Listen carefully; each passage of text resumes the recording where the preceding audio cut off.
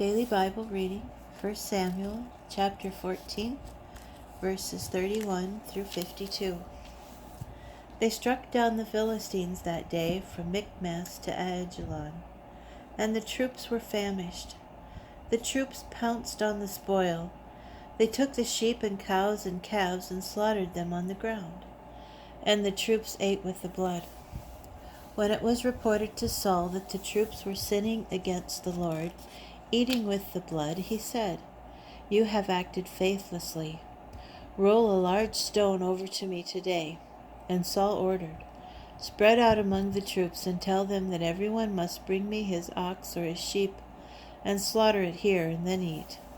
You must not sin against the Lord and eat with the blood." Every one of the troops brought his own ox with him that night and slaughtered it there. Thus Saul set up an altar to the Lord. It was the first altar he erected to the Lord. Saul said, "Let us go down after the Philistines by night and plunder among them until the light of morning, and let us not leave a single survivor among them." "Do whatever you please," they replied. But the priest said, "Let us approach God here." So Saul inquired of God, "Shall I go down after the Philistines? Will you deliver them into the hands of Israel?" But this time he did not respond to him. Then Saul said, "Come forward, all chief officers of the troops, and find out how this guilt was incurred today. For as the Lord lives, who brings victory to Israel, even if it was through my son Jonathan, he shall be put to death." Not one soldier answered him, and he said to all Israelites, "You stand on one side, and my son Jonathan and I shall stand on the other." The troops said to Saul, "Do as you please." Saul then said to the Lord, the God of Israel, "Show Thamum." Jonathan and Saul were indicted by lot, and the troops were cleared. And Saul said, "Cast the lots between my son and me." And Jonathan was indicted.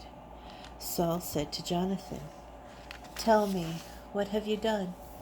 And Jonathan told him, "I only tasted a bit of honey with the tip of the stick in my hand.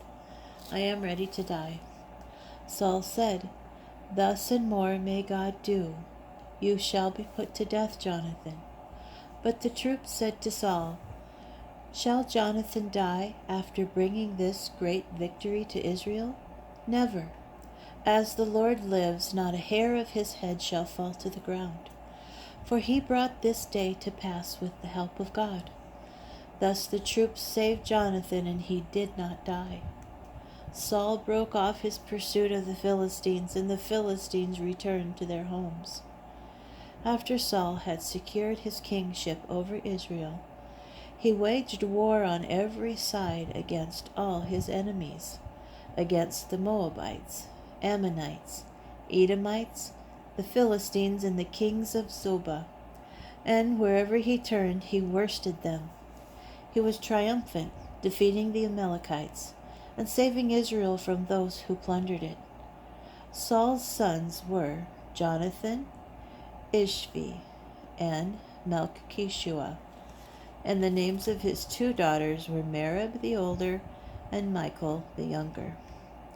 The name of Saul's wife was Ahinoam, daughter of Ahimaaz, and the name of his army commander was Abner, son of Saul's uncle Ner. Kish, Saul's father, and Ner, Abner's father, were sons of Abiel. There was bitter war against the Philistines all the days of Saul, and whenever Saul noticed any stalwart man or warrior, he would take him into his service.